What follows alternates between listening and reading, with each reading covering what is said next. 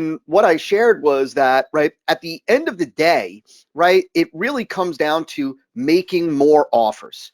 Like, it's this idea of, if you want to grow lifetime value, meaning if you want customers to spend more money with you, you grow lifetime value by having customers spend more money with you, and you have customers spend more money with you by increasing the amount of money that they spend with you every time they spend money with you, right? What we could call average order value, right? Increasing the average order value.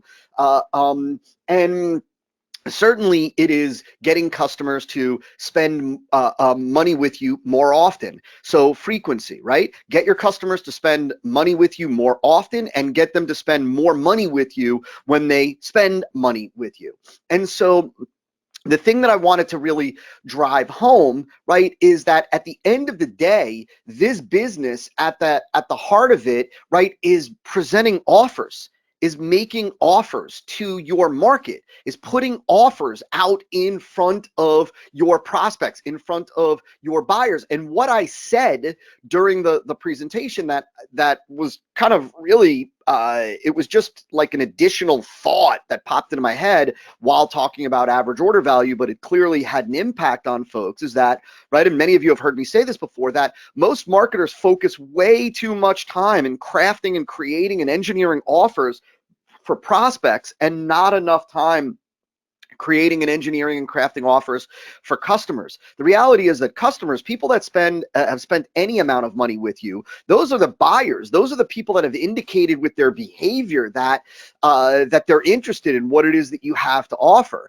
And whereas, prospects are the people that haven't really indicated that they're serious about whatever it is that you are offering. And so it amazes me, it truly amazes me, how many marketers and how many entrepreneurs will focus the majority of their time coming up with new offers, new angles for new offers to present to prospects, and they're afraid or timid when it comes to the amount of offers and the frequency of offers that they put out in front of customers. The reality is that you want to put out more offers in front of your entire marketplace, in front of your prospects, in front of your customers, in front of the market, right? Like in front of cold folks, warm folks, hot folks. But at the end of the day, if you were going to pick one particular group, one particular segment, it is the buyers from you, right? Because I'll say this, I've said this many times before, and I just want to let this sink in as we go into our first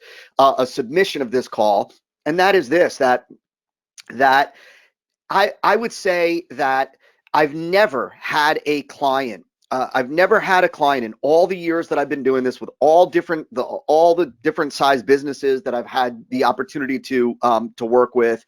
I've never seen a client lose customers because they were presenting too many offers.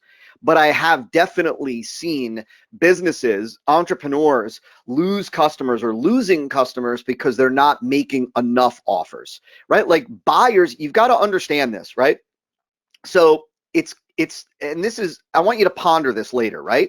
So prospects can certainly get annoyed when they are presented with a lot of offers, right? Because really, the fact that they are prospects, or still non-buyers on your list, indicates that they're really not at this point, they're not interested in buying. And so the thing that they don't want to see is, right, like they don't want to see more offers, right? Like we want them to see more offers because we're hoping to turn them into a buyer, but that's really, they're those people, we could call them, freebie seekers, you could call them tire kickers, maybe they're just not ready yet, but that's not right. They're indicating with their behavior that they're not ready to buy. But buyers are indicating to you with their behavior, with their wallet, that they want to buy, that they like to buy, that they buy. And so they've got a certain desire to consume. We're in a consumption society. People like to consume. And if you don't fulfill your prospect's Jones to buy, to consume, they will go somewhere else to fulfill that Jones, right? And so, especially within the information marketing world, there's, it's important for you to realize that there are certainly a certain segment of the marketplace of buyers that are these hyperactive buyers. They're hyper buyers. They're in this kind of, they're in heat and they want to consume, right? And so it's why, people that buy, let's say if you've bought one marketing book, there's a great likelihood that you've bought more than one marketing book, right? If you subscribe to one email list, there's a likelihood that you subscribe to more than one email list. There's a likelihood that, right, if you've bought an information product, which obviously you have, right, a training product, there's a great likelihood that you've bought more than one. People like to consume, and if you do not give them enough opportunities to consume,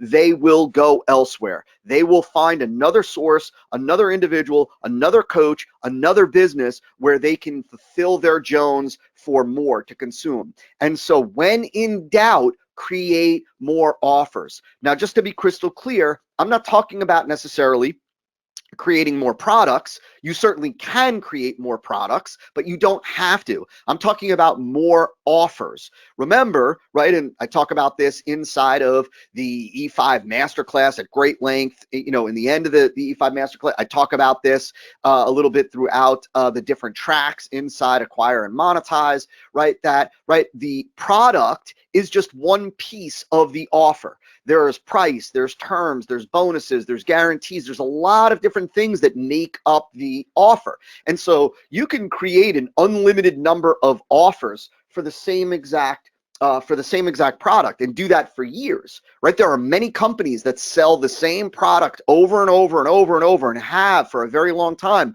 and continue to come up with new marketing campaigns, new ideas, new hooks, new leads, new offers for that same particular product. And so you can do the same. And so if you've ever heard, I'm going to end with this and then we're going to get to today's submissions.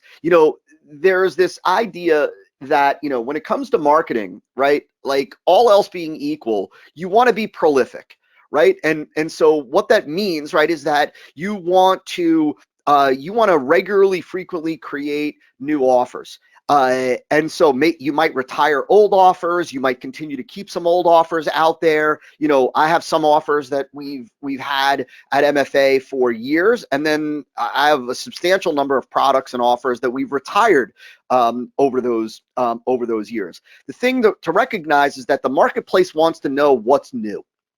The marketplace, they always want to know what's new, not what's old, not what's been around, right? They want to know what's new. And so it's your job to be prolific with new offers, not necessarily new products, but new offers. You want to grow lifetime value, more offers, right? Like you want to convert more prospects on your house file, your house list, more offers, right? And so, and you might reach a point where you've got 6 times a year, let's just say last year you introduced, you've got 6 offers that you put out in front of your prospects, your house file every year. Well, up it to 12, right? Like it's amazing how it is, right? Like, look, don't try to get it, don't try to nail, don't try to get everything perfect, because that striving for perfection will slow you down.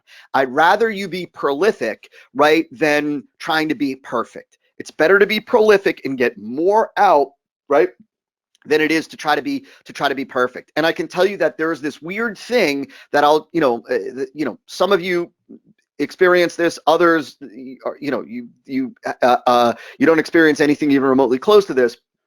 But there's this very weird kind of I don't want to put anything out that's not dialed, that's not perfect or as close to perfect as I can get it, because I'm worried that people will judge me based on the quality of the way something looks, or if it doesn't work well, I only have one shot, people will remember it, and I don't want to shoot myself in the foot. And that's just a lie that we tell ourselves. That's a lie that we tell ourselves that'll slow you down, that it's just this, it's playing on your fear. The reality is that people in the marketplace have a very short memory. You could roll something out today and then roll it out in a month, and there are people that'll have seen it, that'll think it's new, and so be prolific, put out more offers. And